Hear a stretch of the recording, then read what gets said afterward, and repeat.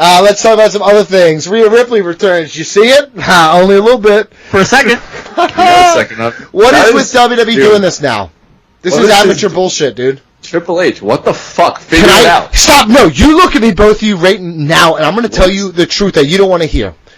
This never happened when KD was running the fucking show, dude. KD! But they also had an overrun a lot of the time when KD was running the show. Well, guess what? Why don't they should probably try to get that back. Yeah, they should maybe have a... Give yourself another minute, Triple H. Jesus Christ, dude. When you know this is going to happen, just call out. Call ahead. Here's the thing, I understand, I understand it was a big angle and everything. Like, you could have ended the match like a minute earlier. Right? You could have ended a lot of the match didn't have to go that long. He has a real timing issue. Yeah. Mm-hmm. That's also why his fucking press conferences go for like 90 minutes. He's got too much good shit going that he struggles to get in under the gun, you know? No, I don't know. No, I don't know. I don't know. I'm tired of hearing this shit. If this happened in AEW, this happened in AEW, you wouldn't stop crying. Every time it did happen, said it wasn't good that they fucking allowed that to happen. You were like, I said it last time too when they did the Dominic and Liv kiss and they cut it off. Yeah, you would think they would have learned. Mm-hmm. Right, that's the weird part about it. Also, and it's only when it's them for some reason. Yeah. If Triple H is jealous they're not kissing him, he's like, turn it off! Turn it off! They should be kissing me! He's kissing Stephanie all the time. No, he's not. She's kissing other dudes right now. What? Shane in a mustache.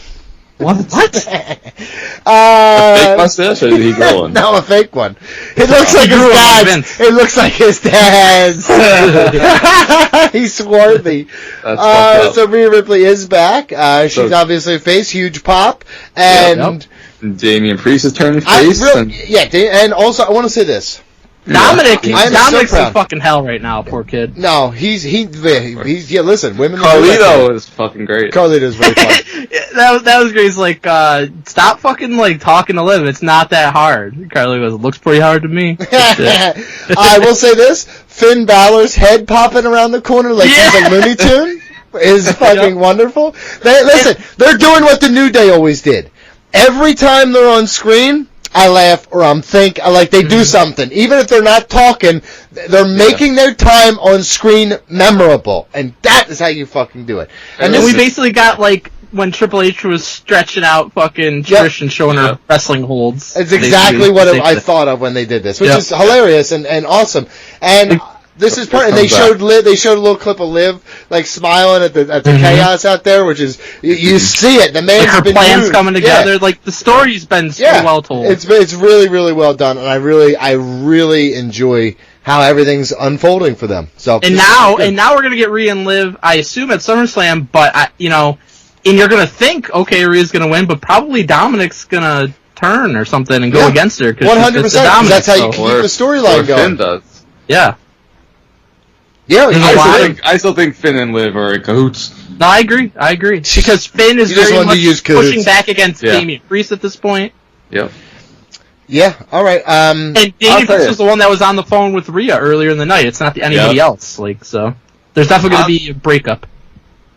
Mike, I'm very surprised that all the interference that we talked about heading into Money in the Bank, none of it happened. Only the Punk thing happened. Well, the Punk thing, but we thought Finn was going to get listen. Nothing. Sorry.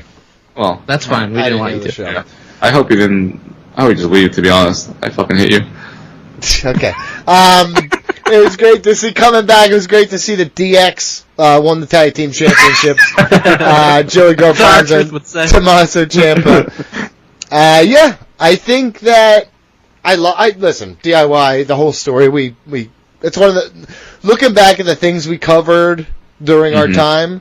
It's one of the best. The DIY storyline is one of the best. Yeah. The matches are incredible. And so I'm all for them. It's kind of cool because it's like back then, Vince was in charge of the main roster. So you never really are these fucking tiny guys ever going to get up on the main roster and ever have a chance to do anything? Probably weren't going to. But now they're tag champions, so it's pretty cool. And I do think the question is posed, is Triple H going to push the tag division? I mean, he's got his boys as champions, so I think he's definitely going to at this point. I hope so. I hope this isn't their peak, because you say that, Mike, but they weren't doing shit for a very long time. No, and but this is the first thing that they've done, and this actually is very much a fucking Vince McMahon type of decision. It's like, I'm not going to push these guys here. I'm going to make you a fucking tag team and do nothing really with you. So hopefully this is the start of something, and hopefully we eventually get Gargano and Ciampa, one of them turning on each other, some type of feud, rekindle the NXT days, because they have a lot of great storylines happening. I understand the company, but these are two of the best fucking wrestlers of the past 10 years. I'm sure we will eventually get it, but I think they are best cast as a tag team together at this very moment. Yeah, because they've been built so poorly. So I'm just saying nothing was happening. My thought, and you're totally right. My thought is, and this is the overarching theme with WWE right now for me. I think that I expected, with the ousting of Vince McMahon and the changes they made and put Triple H in charge, that I would see more sweeping changes towards the black and gold NXT style of doing things. And while I've seen elements of that permeate through the main roster over the last year or two, whatever it's been, I haven't seen as much as I thought I'd see. I thought I'd see certain people in better positions. I thought I'd see divisional changes, importance of secondary titles. There absolutely has been. It was more about putting Gunther I do there. think that the tag team division has not been featured to the level I expected. I agree with that. Yeah. Same with the women. I thought the women would be better, but I don't think the women have been treated as well as I thought they had. I agree to an extent. I think Bayley, yes. I agree with that, but a lot of the others have. You're definitely. We've been complaining about that for a year now. Yeah. Right? I'm not trying to open up this can of worms. Hold on. We're going to stay on task. But yes, it's great to see DX win. WrestleMania XL Behind the Curtain documentary. I did not watch it, admittedly. How long is it? It's an hour. Well, I'm never going to watch it. It's 2 hours. It's 1 hour. So Melts this watched 40 minutes of it. Okay, got it. And then he stopped watching because he assumed it was 2 hours, so we just stopped at 40 minutes and he was done. Okay. You can click on it on YouTube, and as you're watching it, anytime you want, you just see how much time's left. It's an hour. It says it's an hour long. He watches 120 hours of footage a week, dude. He can't bother to find that last 20 minutes of that documentary. Yeah. I will say this, and this is also because he claimed that the only reason that they posted this at 7 p.m. Eastern Time on Wednesday was to get the jump on AEW, but it was only an hour. It had nothing to do with AEW. It's also on YouTube. Right. But they're cowards. Nothing to do. But they're cowards. CM Punk's talking about AEW and they say they don't do it. You got Triple H talking about AEW, say they don't do it. Triple H literally said, "Don't read into what me saying that I'm talking about." Shows. Triple H talking tongue in cheek. Come on, fuck off. Yeah, you know what? No, it is what I thought initially, and I'm like, good, you fucking owned him. Good burn. But he was not talking about that. You're such a liar. It's like, I believe everything that my wife tells me too. Yeah. Also, the CM Punk line was fucking fantastic. I don't. CM Punk's the man. No, yes. That's not true. Can I talk about this documentary for a second since you didn't watch it? Give you a little insight? Sex, baby. Talk about you and me. Yeah, go ahead. This was one of the most performative documentaries I think I've ever seen. Donnie, are you aware of the memes that have taken place? I saw that The Rock was now Hulk Hogan. Yeah, so basically, The Rock fucking, post-production had, he basically sat down and he's like, here's me controlling the entire narrative of this thing. I'm gonna tell you everything that happened. Look how you've spun it. You're such a liberal. It's wild, dude. You are. How is that saying that? Yeah, it is. What the hell?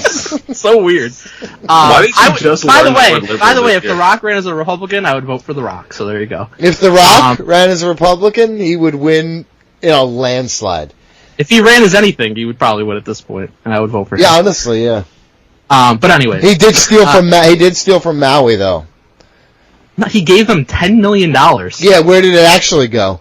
To Maui. That's not true. Okay. You think The Rock is a liar? I do. I think The Rock is a liar. I don't think The Rock's a liar, but I do think The Rock will say or do things to make himself look better. This confirms. Listen, everything I saw. Yeah, he'll frame things to make himself. Yeah, The Rock is Hulk Hogan. He has become the monster.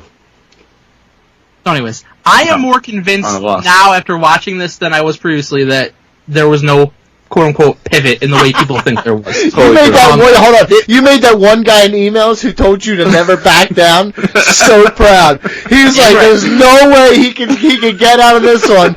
And he just walked in like 300. You're sitting there with a shield and a fucking battle axe. You're like, it's not a pivot! If you watch it without a preconceived notion, I think it's easy to get to that place too, because it was very straight. So Triple H is like, okay, going into Royal Rumble, I told Cody, hey, it looks like it's a possibility, like a real good possibility, we're going to go to Roman and The Rock, okay? And then he's like, but I still booked Cody to win because I still want him to look strong, okay?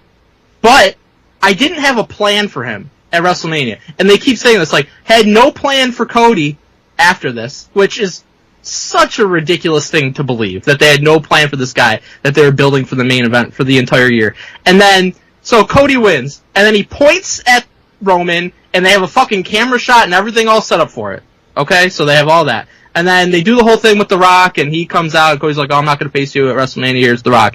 And they follow this man onto his fucking bus, camera on his face, like, how does it feel to lose out on this fucking main event that you thought you were going to be getting for the last year? You thought you were going to finish your story? Oh, no, you're not. How does it fucking feel, Cody? It's like, Donnie, and while Cody's being interviewed on his bus, he has a full bottle of fucking vodka that he's about to chug down. Hell yeah. Honestly, though, you know what, pivot or not, this has given us so much that I love. It has given us so much. It's our Bray Roman. Yeah, it is. 100%. And here's how. Hold on, real quick. On the Bray Roman thing, since that can't do it anymore, can I now go that Bo is better than Roman?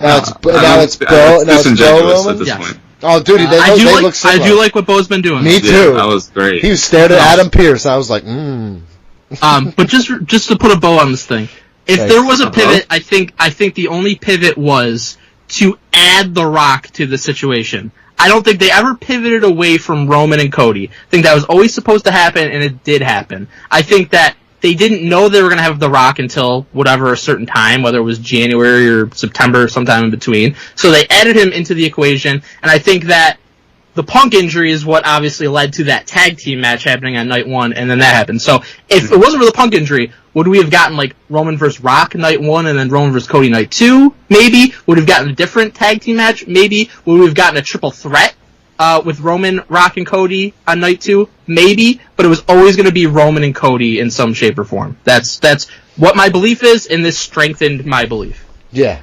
Ignorant. And you will die on this hill. Got it. BJ, you agree or disagree? I'm living, brother. Living the high life on this hill. Yeah.